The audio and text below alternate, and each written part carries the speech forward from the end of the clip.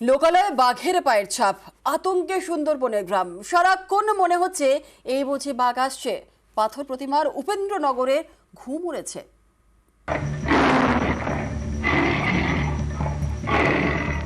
Sundarban royal Bengal টাইগারের ডেরা।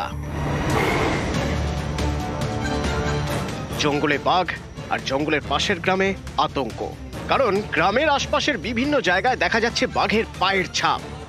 নদীধার থেকে গেছিলাম, যে দেখলাম নদীধার থেকে রক্ত পড়েছে, রক্তটা একেবারে নিচ পর্যন্ত গেছে। যে সেই রক্ত ধরে ধরে যখন দিয়ে দেখি না প্রচুর বাঘের ছাপ, বারবার যতটা যাই বাঘের ছাপ। তারপরে দেখলাম যে বাঘটা জঙ্গলের ভিতর দিকে নেমে গেছে। এইভাবে ভয়ঙ্কর আজ মনে হয় 4 মাস চলছে, আমরা একটু ঘর থেকে বেরোতে পারিনি। গ্রামবাসীদের দাবি 4 মাস ধরে গ্রামে বাঘের আতঙ্ক। যখন তখন দেখা যাচ্ছে বাঘের পায়ের ছাপ, সেটাও আবার টাটকা। বাঘের ভয় নিয়ে এই উপেন্দ্রনগরে সন্ধে নামে, রাত হয় কিন্তু রাতে ঘুম হয় না। সারাক্ষণ মনের মধ্যে ভয়, এই বুঝি বাঘ।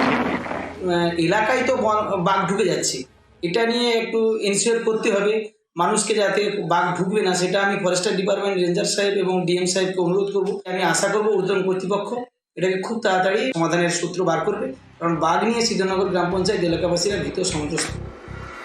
বাঘের হানা ঠেকাতে গ্রামের পাশে ফেন্সিং দিয়েছে বন দপ্তর, কিন্তু বাঘের আতঙ্ক কাটেনি। উপেন্দ্রনগরের অনেকেই নদী থেকে মাছ ধরে বা কাঁকড়া ধরে বিক্রি করেন, কেউ কেউ চাষ করেন। এসবই আয়ের বড় ভরসা। বাঘের ভয়ে বাইরে বেরোনো বন্ধ, আয়ের টান পড়েছে।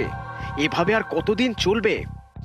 বাঘের উপস্থিতিতে আছে, সেটাও রিজার্ভ ফরেস্ট এরিয়া, সেটা কোনো গ্রামের এলাকা নয়, সেটা ঠাকুরান 1 কম্পার্টমেন্ট।